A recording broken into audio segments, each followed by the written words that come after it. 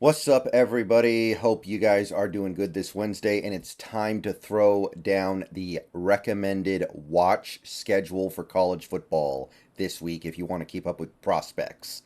And this week, we actually have some stuff outside the confines of Saturday, although you may or may not be able to watch it through traditional means. So, this first game that I'm putting up for week 3, I'm only putting it here because there's nothing else on college football wise on this day. So if you're not watching this game, you're just probably not watching anything, college football wise anyway. So if you happen to have the ACC network, which not a major station at all, or have access to it in some way, then Thursday, so tomorrow at 4:30 p.m., we do have the Miami Hurricanes playing. Now, they're playing very weak competition, Bethune-Cookman.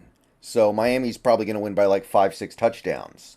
But Miami's got, as we've covered a couple times already this year, a pretty decent list of players that are going to be intriguing for this upcoming draft. So even though they're playing a team they should completely roll over, just instantly dominate, it should be like Washington versus Tulsa, but probably worse.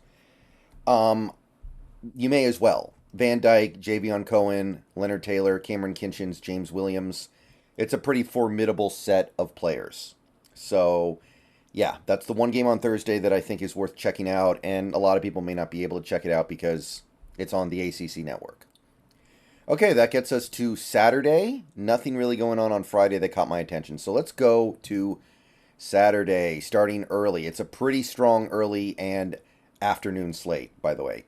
9 a.m., we got 2 games that I think are at least worth mentioning. First one was on ABC, 9 a.m. Got Florida State, the Seminoles, against the Boston College. What are they, the Eagles? I think they're the Eagles. But anyway, we got Florida State with Jordan Travis, intriguing quarterback prospect who's played pretty well so far this year. Tight end Jaheim Bell, one of the better tight end prospects in this draft. And Jared Verse. Now, Jared Verse is not really a guy I think the Seahawks will be able to take, and I don't think they will take him. But he should be a top 5, top 10 pick in this draft. So, worth keeping an eye on just because he's really good.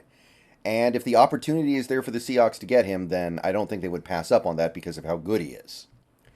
Anyway, Boston College, not quite as interesting, but Christian Mahogany has had a pretty good start to the season for their left guard spot, and I like him as a pro. So I think that game is probably the most interesting morning game. So 9 a.m., nice and early start.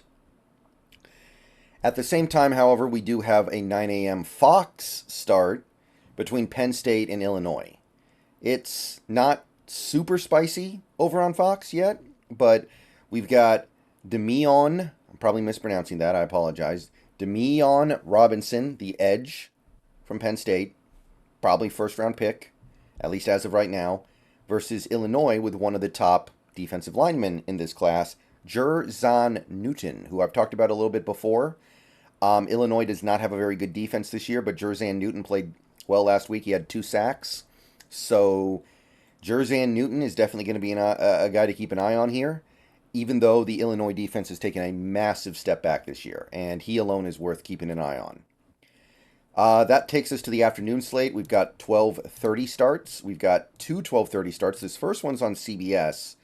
It's pretty interesting, and it might be interesting for some not-so-great reasons, but we got South Carolina with Spencer Rattler, who I continue to be intrigued by, continue to want to keep an eye on, even though I know that it's unlikely that anything really good happens, playing Georgia. So he's playing on hard mode this week, guys. If Spencer Rattler plays good in this game, I think he can maybe start to get some positive attention his way, some positive juju his way. Georgia, they've got plenty of guys of their own to watch. Brock Bowers, tight end, Cedric Van Pran, center, then some guys on defense. Nazir Stackhouse, Smael Mondon Jr., and safety Javon Bullard. So I think that Georgia's array of talent alone is intriguing. But how does Spencer Rattler handle the Georgia Bulldogs defense? 12:30 p.m. also, we have an ESPN start time. of Minnesota versus North Carolina. And both teams have multiple guys who have caught my early attention.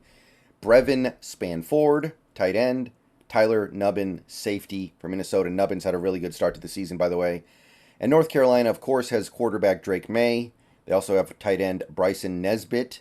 And a linebacker who maybe has been the best linebacker so far this season, Cedric Gray. Been pretty impactful for that North Carolina defense that honestly is not playing great so far, but he's doing what he can. And he is one of the linebackers who's really put his name out there this season so far, I think. So both teams have intriguing players. North Carolina has something to prove after the way the defense played last week in general, but yeah, definitely some intriguing stuff there, even though, as I've said before, it's unlikely that Drake May is going to matter for the Seahawks because we're not going to be that bad. You're going to have to be like 2 or 3 wins in order to get Drake May in all likelihood. 4 p.m. ESPN, we have a matchup that only really has one player that I currently have flagged, but it's a big player. Tennessee quarterback Joe Milton. I love Joe Milton.